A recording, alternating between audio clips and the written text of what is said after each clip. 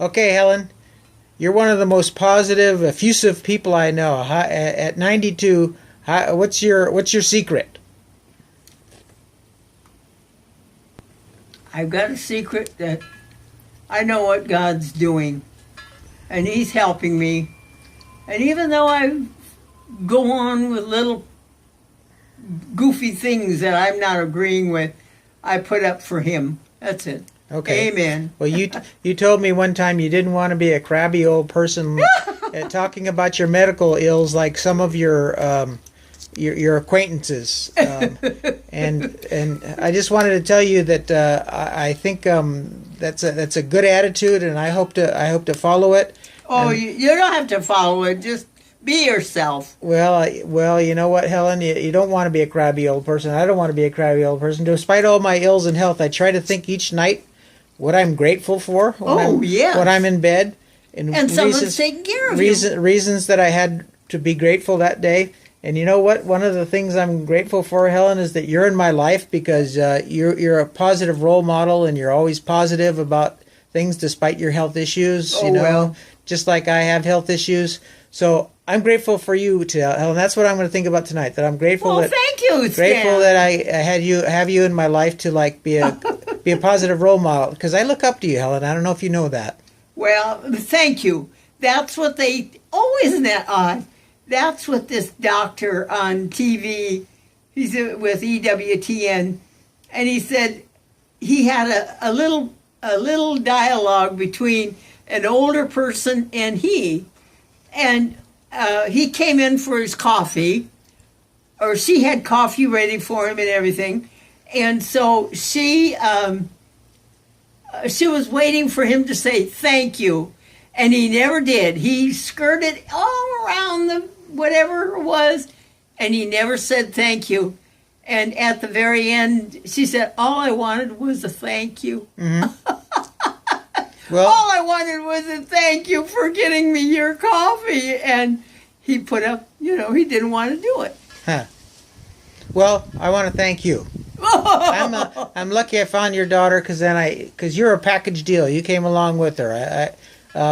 You're a hero in my life. But don't forget, I had a grandmother that was great. She always, if there was someone that she had to help, she helped them. Yeah. She, if it was someone that wanted to go to church and she would have to cross the railroad tracks in Dakota, and that she'd say, "Come in, now I'll go with you, and we'll cross over and go to church together," and things like that. I mean, it was the little things. It was a big thing. Uh-huh. It was the little things. And then she'd get my mother, if a lady was sick or she needed help, she'd say, "Kate will be over there to do it." And that's how my mother always, she helped the neighbor, Putzloffs, one time. They didn't have anybody to take care of Mrs. Putzloff, yeah, who was about half a mile away. And when she left, the boys said, "We're going to miss you. You made the best desserts that we ever had." That's what they were going to miss, was the desserts? They're going to miss her because of all that she did and because she made great cooking. I thought it was so funny. Grandma told me about it. She said, your mother made all these things and they hated to see her go. Yeah. Because she was there about 3 weeks. She'd walk over and do the help that she needed and then come home and make dinner for Dad, my father. Little things like that. Okay. And so the Putzloffs were good, though, I would walk down to the end of the road and they'd pick me up and take me to the White Elephant School, which was on the corner of everybody's property. It was each one gave that property and built the school, and it was called the White Elephant. And there were about 18 kids going there. Two were in the 8th grade, maybe 3 were in the 7th, and 4 were in the, like that. And it's kind of odd how they were. But Miss Curry stayed at our place, and she was a teacher, and she taught us all. Can you imagine 8th grades, and she teaching every one of them? Huh. So she did it. They all passed great great scores. You know what I mean? Yeah, must have been a good teacher. Miss Curry. Her name was Miss Curry.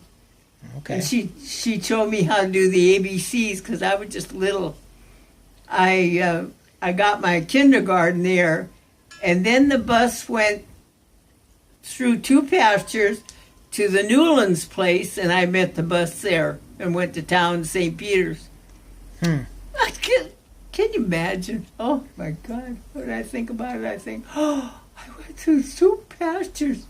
I had to be very careful. My brother told me, if a bull ever comes and has an eye on you, and he ever comes and you think he's going to come, you lay down and don't move. Don't even move your fingers. Just lay there, and he'll think it's gone, and then he'll go away. Mm-hmm. Well, that's good advice, Helen, because I'm going to remember that the next time I'm in a pasture with a bull.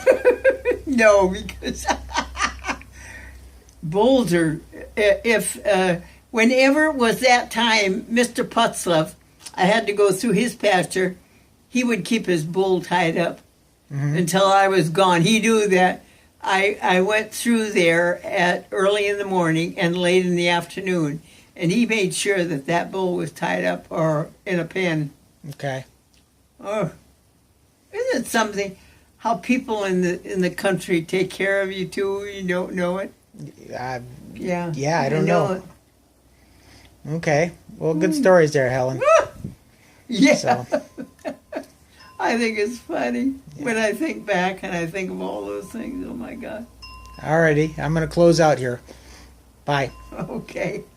And I remember when we had snow about that deep, and my brother would take the car and he'd go back and forth, and back and forth until he got to the end of the road, and then he could go through right straight, you know. Mm-hmm.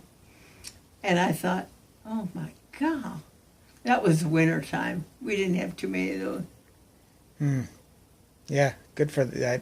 That's why I live in California. People back there, you don't realize how people back there have to watch for the weather and be sure that they're cleared, to get through. And my brother had to ride the horse many times to get some flour, to get salt and baking powder so Mama could bake bread or something like that. It's unbelievable how you had to ride. He rode his little pony, who it was bigger than a pony but smaller than a horse. Yeah. And he would ride that, and that pony would just stretch out, and go through that snow like he was like a bird flying. Really? And then he'd come home and he'd have flour for Mother, and he'd have salt, whatever you needed for bread dough. And she had bread. Okay. Isn't that odd? Mm-hmm. Yeah. Good memories, huh, Helen? Oh, yeah.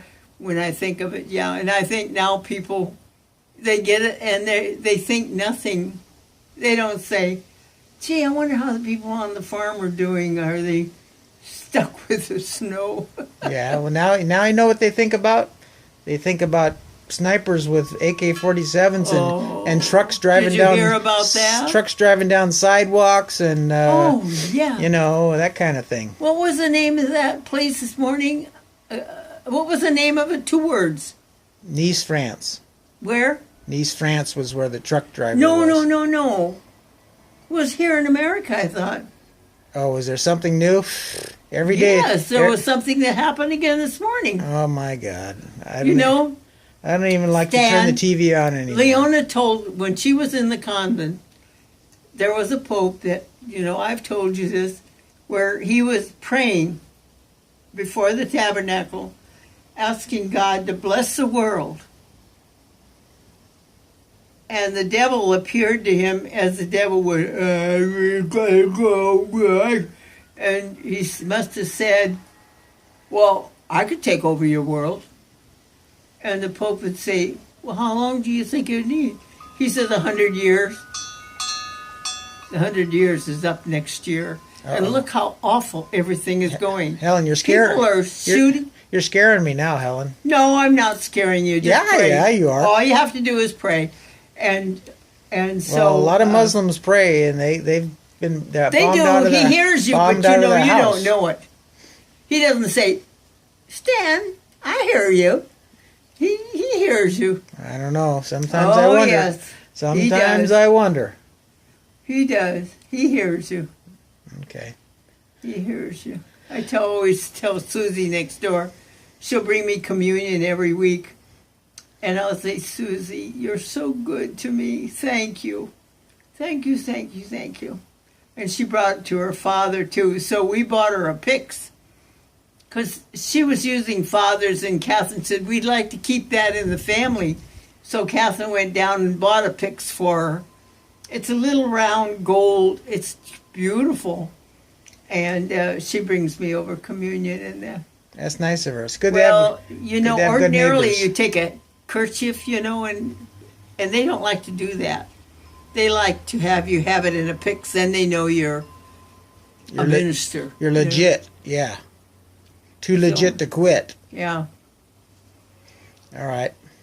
And the priest will come to him and say, you know what, you're okay because we know you have a Pix and you have a special, you know. Father, his Pix was 1919. What? That's when it was made for him. He was a priest in 1919, and evidently his mother and father or the Friedberg, he was Jewish, part Jewish. And the Friedbergs were jewelers, and they gave him that Pix. It's beautiful. Okay. Inside is a golden gold, and the outside, if you took some kind of a cleaner and cleaned it all off, it'd be nice gold like the inside. But the inside is gorgeous. It's beautiful. Okay. We're going to sign off here, Helen. Oh. Thanks for the stories. I didn't know I had it. Golly.